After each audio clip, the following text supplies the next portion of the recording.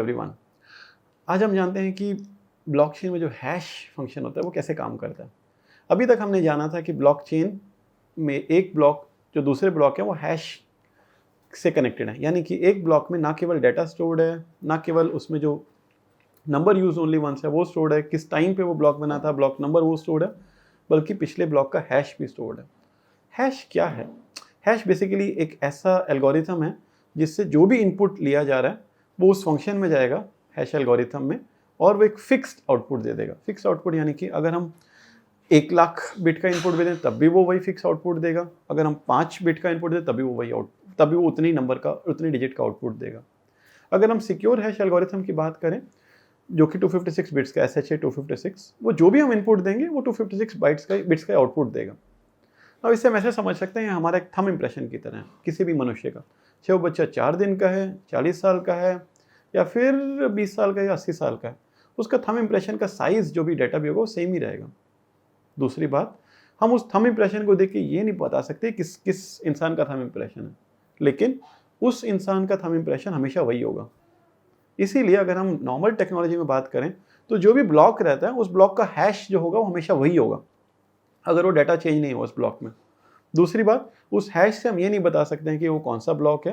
तीसरी बात, अगर हम एक भी बिट चेंज कर दें उस ब्लॉक में तो हैश पूरा का पूरा चेंज हो जाएगा, सारी की सारी बिट्स चेंज हो सकती हैं उसमें। तो इससे क्या फ़ायदा होगा हमें? तो हमें ये फ़ायदा है कि जो हमारा ब्लॉक बना है अगर हम उसका हैश अगले ब्लॉक में स्टोर कर रहे हैं, यानी कि तो एक सीक्वेंस बनी हुई है। दूसरी बात, अगर मैं इस ब्लॉक में कुछ भी चेंज करता हूँ तो अगले ब्लॉक के हैश से मैच नहीं करेगा, क्योंकि डाटा चेंज हो गया इस ब्लॉक में तो उसका हैश चेंज हो गया, वो अगले ब्लॉक से मैच नहीं करेगा। इसलिए हम ये जान सकते हैं कि ब्लॉकचेन में ना केवल डाटा है बल्कि पिछले ब्लॉक का हैश भी है, और साथ ही साथ ये हैश ऐसे प्रोवाइड करता है हमें सिक्योरिटी कि हम पिछले ब्लॉक का डाटा चेंज नहीं कर सकते। एग्जाम्पल के लिए हम चेक कर सकते हैं कि अगर हमारे पास, अगर रवि ने मुझे 5 बिटकॉइन भेजे, एक ब्लॉक में है, लेट्स से ब्लॉक नंबर 400, आज की डेट में ब्लॉक नंबर 650 चल रहा है, तो अगर मैं चाहूँ तो मैं 5 का 5,000 कर सकता हूँ। रवि ने मुझे 5,000 बिटकॉइन दी और मैं 5,000 बाद में यूज़ कर पाऊँगा। अगर मैं ऐसे कोशिश करूँगा करने की तो मेरे पास देखिए, अगर एक बिटकॉइन लेट्स से $20,000 का है तो 5 बिटकॉइन यानी $100,000 के हैं, और 5,000 तो कितने ही ज़ीरो लगा लीजिए आप। मेरे पास बहुत ज़्यादा इंसेंटिव है चेंज करने का। तो मैं क्या करूँगा, मैं जिस ब्लॉक में रवि ने मुझे 5 बिटकॉइन दी हैं उसको 5 का मैं 5,000 कर दूँगा, लेकिन ऐसा करते ही उस ब्लॉक का हैश चेंज हो जाएगा, वो अगले ब्लॉक से मैच नहीं करेगा। लेकिन इंसेंटिव तो बहुत ज़्यादा है ना मुझे चेंज करने का, तो मैं क्या करूँगा, उस अगले ब्लॉक में भी डाटा चेंज कर दूँगा कि पिछले ब्लॉक में जो भी हैश नया आया था वो मेरा इस ब्लॉक में मैंने अपडेट कर दिया। ओके, तो लेकिन इस ब्लॉक का हैश चेंज हो गया, तो मैं अगली ब्लॉक में इस ब्लॉक का हैश चेंज अपडेट कर दूंगा, क्योंकि ब्लॉक में जो पिछले ब्लॉक का हैश है वो एक डाटा की तरह स्टोर रहता है। तो मैं सारे 400 से लेके 401 से लेके 650 तक हर एक ब्लॉक में मैं चेंज करता रहूँ, क्योंकि हैश चेंज होता जाएगा सभी में। क्योंकि मैंने पिछले ब्लॉक का हैश चेंज किया तो इस ब्लॉक का डाटा चेंज हुआ, इस ब्लॉक का हैश चेंज हुआ, वो अगले ब्लॉक में अपडेट हो गया। बहुत मेहनत करनी पड़ी, एक साथ करनी पड़ी, लेकिन मैंने बहुत मेहनत से कर दिया।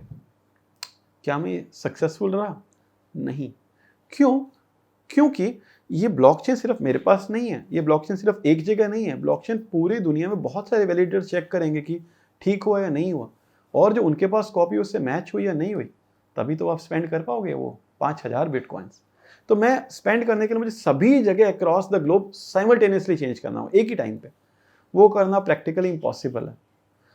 Practically impossible. अगर 5,000 से भी ज़्यादा नोड्स हैं, हर एक नोड पे एक ही टाइम पे सब कुछ 250 से ज़्यादा ब्लॉक चेंज करना प्रैक्टिकली इम्पॉसिबल है।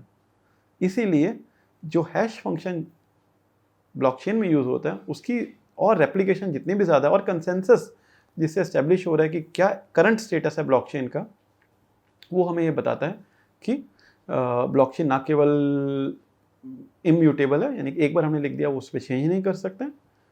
ऑल्सो ये भी हम जानते हैं कि ब्लॉकचेन का डाटा जो है वो एक पर्टिकुलर सीक्वेंस में स्टोर रहता है, क्योंकि हैश फंक्शन इन्वॉल्व है।